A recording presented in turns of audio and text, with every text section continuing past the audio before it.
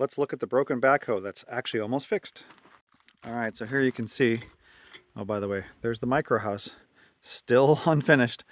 You can see here, the new pin is actually installed, but the ears are too far apart. This gap right here, I need to reduce that gap quite a bit, so that way the edge of this pin is about flush with the face of this. And over here you can see right here, this pin right here was actually welded to help keep these ears stable, but the weld broke. Now you can see it's actually pretty close to where it was originally, but I'm actually going to tighten this enough to bring these two ears closer together. I'm going to tighten this enough to hopefully get this to protrude out maybe like 1/8 of an inch. I'm going to re-weld this.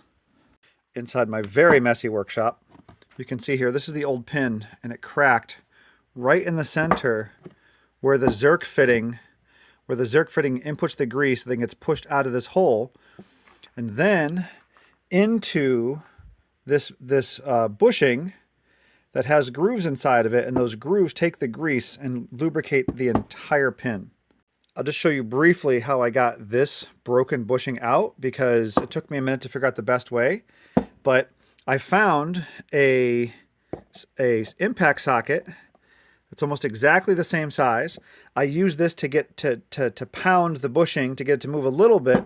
Once it had moved a little bit, I used another impact wrench that was just a tiny bit smaller, and I was able to whack on this hard enough to push the bushing out of the cylinder eye.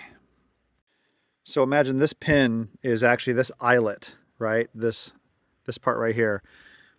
Put that guy like that and then pound on it, and I was able to get that bushing out really easy. I'm still quite frustrated this broke. This is not a part that I would expect to break, but I complained online, and apparently some guys have these things break, and shocking to me. Running out of time. I'm going to speed run the rest of the video. I'm going to try to pinch these tighter, weld this, and call it good. Well, I decided to use spring compression clamps. I got these things cranked, and I got about half the distance I want, but this might actually be good. You can see here now, this pin is actually starting to stick out, but I didn't get my eighth inch that I'm after, but I'm damaging these clamps. Look at this. I'm starting to bend them. Now it's time to weld it. I'm not a fabricator. I'm not a mechanic. I am not a tractor repair guy.